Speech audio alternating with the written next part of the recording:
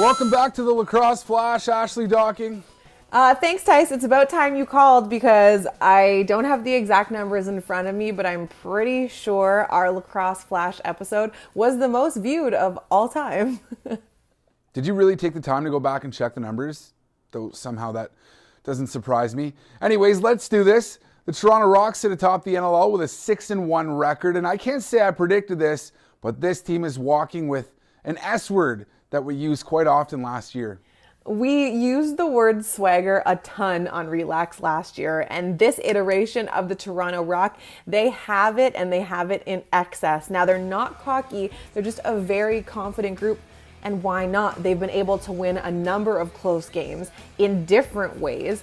But this is a group that gets it done when they need to. And Matt Sawyer was saying that that's one of the things that he likes about this team. Sure, would he like some games that they build a lead and they're able to quote unquote coast the rest of the way or not be so concerned about small mistakes? Of course, but when it comes down to it and in crunch time, if your team has the mental fortitude to pull off some of these tight victories, and again, do it in multiple ways, that bodes well for you as you head into the postseason. Mental fortitude. Nice. Okay, Toronto's got a team with a 6-1 record on the floor and one of the best players in the world in Tom Schreiber suiting up for them. I think it's about time that the 416 got behind the Rock, don't you think?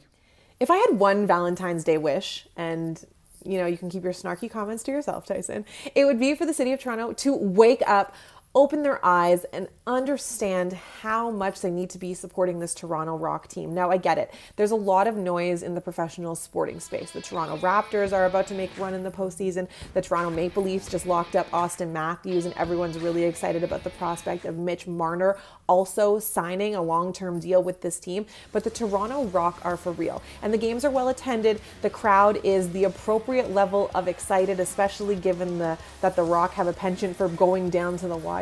But I just beg the non-lacrosse diehards to give it a chance, and maybe if you go to the games often, bring someone who hasn't really seen it, because this team deserves to have eyes on them. They're creating something special in Toronto. The Scotiabank Centre is a building that should be full, that's for sure. But let's move on to the team that the Toronto Rock took down quite handily last weekend, the Saskatchewan Rush.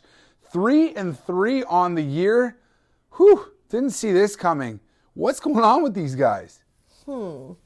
What is going on with the Rush? Now, that's a question that everyone wants to know the answer to, and here's what it's not. It's not a championship hangover. Derek Keenan said that's something that they dealt with a few years ago, but now it's not really something he says the team is fighting, so cross that excuse off the list. Now, could they use a little bit more from Evan Kirk? Sure, but again, his defense in front of him has changed a ton, so I'm wondering if that's the biggest difference here. 3 or 4 new guys, some off the practice squad, one a free agent signing, and it's a system that you need time to learn. You have to be super athletic, you have to make smart decisions, and I'm not saying that these new guys aren't going to be able to acclimate themselves to the new system.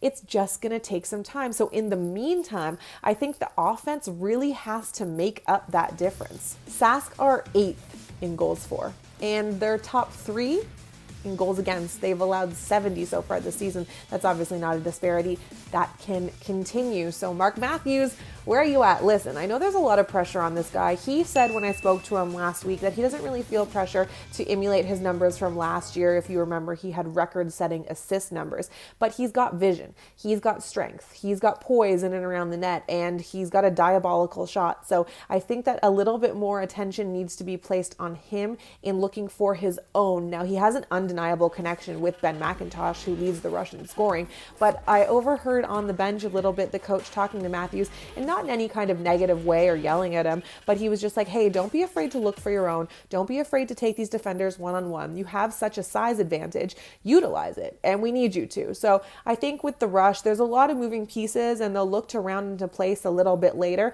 but they're like the Patriots. You just can never count them out, so I'm not really that worried about them just yet.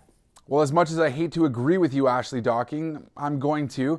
I said on the Off the Crossbar podcast just last week that it would be a Georgia Swarm Saskatchewan Rush final. We'll see if I'm right.